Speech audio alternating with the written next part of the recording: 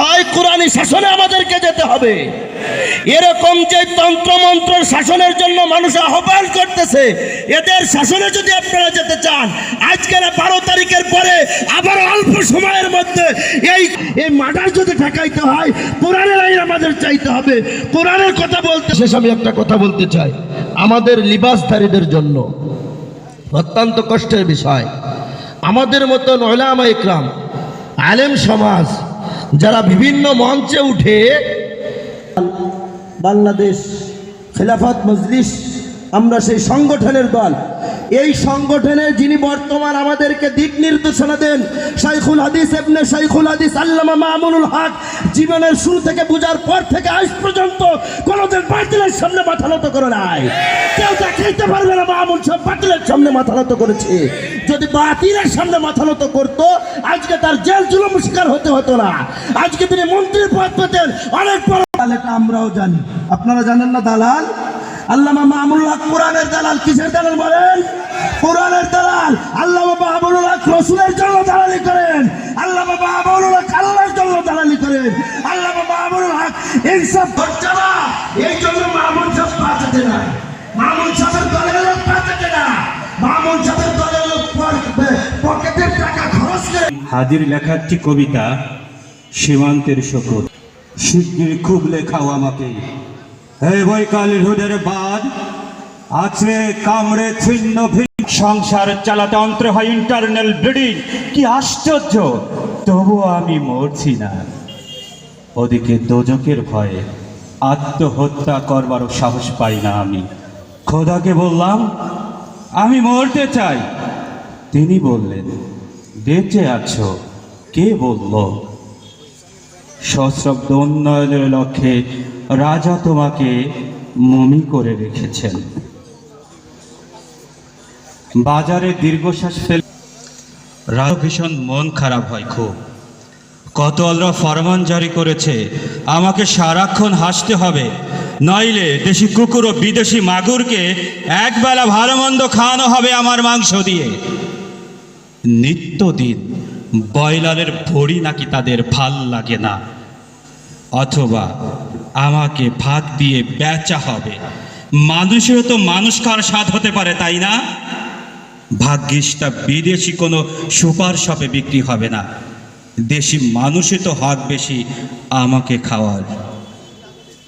এই দোজকি যখন নিয়তি, তখন আমি উদাম হয়ে ডাকছি দুনিয়ার শ্রেষ্ঠ মাংসাশী বিহগীদের জোটে আমরা সবাই এক প্ল্যাটফর্মে একত্রিত হয়েছি।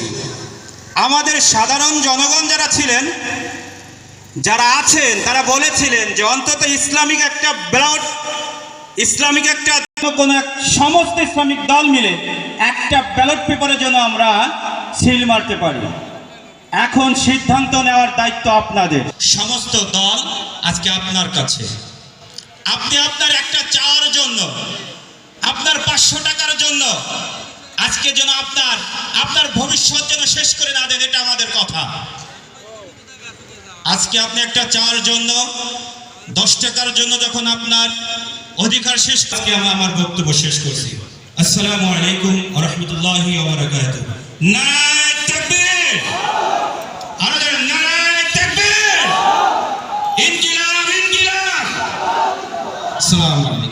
ইউনিয়নবাসী অন্যান্য ইউনিয়ন থেকে যারা আসছেন, আসসালামু আলাইকুম। যারা এখানে কলাবাড়িয়া ইউনিয়নের বিভিন্ন গ্রাম থেকে এসেছেন, ব্যক্তিগতভাবে মুখ দেখে আমাকে চেনেন এমন লোক আছেন না এখানে? আমি আপনাদের সবাইকে আমি কথা বলতে পারবো না, কারণ আমি অত বড় দায়িত্বশীল ব্যক্তি না, কথা বলার সময় আমার নেই।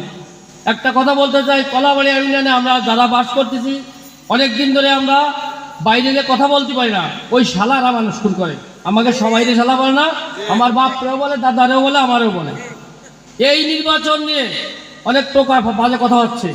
আমি অনুরোধ করবো, অন্তত আমরা যারা 4 নম্বর 5 নম্বরে বাস করি, আমার এই ভাইয়ের কাছে জোড়হাতে মাপ চাইছি, আপনারা এমন কোনো কথার ফুলঝুরি ঝোলাবেন না যার উত্তর দিতে হয়।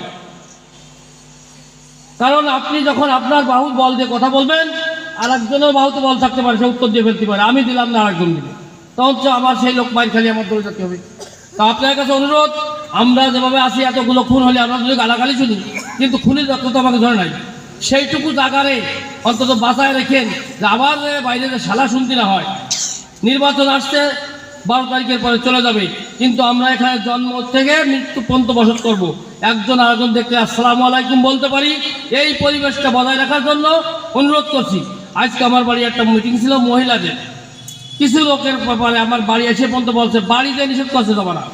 তো আমি অনুরোধ আর কানে না আসে যে অমুক এই কথা বলে গেছে, আপনাদের কাছে অনুরোধ করবো বারবার মাপটা দিয়ে বাড়িতে মাপতে আসবো, কিন্তু আমাদেরকে উত্তর দেয় না। আমাদের এই পারে ওই ঘটনা না ঘটুক না ঘটুক, এই বলে আমি আমার বক্তব্য করছি।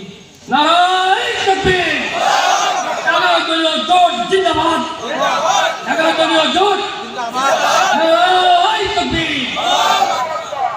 ورحمة الله نحمده ونصلي على رسوله الكريم أما بعد أعوذ بالله من الشيطان الرجيم تعاونوا على البر والتقوى ولا تعاونوا على الإثم والعدوان কলাবাড়ি ইউনিয়নের বিভিন্ন ওয়ার্ড থেকে আগত দিনদার ভাইরা, আমি যে আয়াতটি তেলাওয়াত করেছি আল্লাহ তাআলা ইরশাদ ফরমান, তোমরা ভালো কাজ এবং তাকওয়ার ব্যাপারে একে অন্যের সহযোগিতা করো এবং মন্দ কাজ এবং অন্যায় কাজের ব্যাপারে তোমরা সহযোগিতা করো না।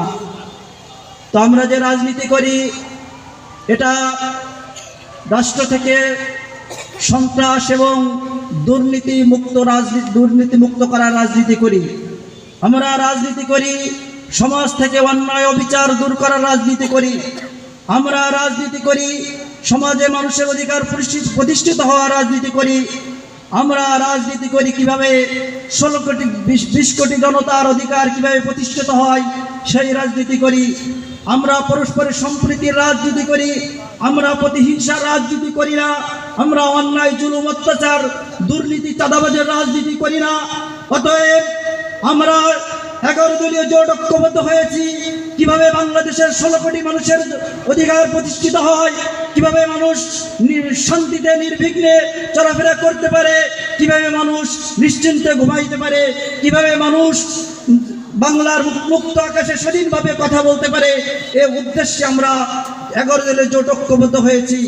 প্রিয় ভাইয়েরা, আমরা অবগত আছি যে আমরা 11 দলীয় জোট ঐক্যবদ্ধ হয়ে আমাদের নড়াইল এক আসনে একটা প্রতীক দেওয়া হয়েছে, সেটা হচ্ছে দাঁড়িপাল্লা। অতএব আমরা মনে করব এই দাঁড়িপাল্লা শুধু একটা প্রতীক নয়, এই দাঁড়িপাল্লা হচ্ছে 11টা প্রতীকের একটা প্রতিনিধি।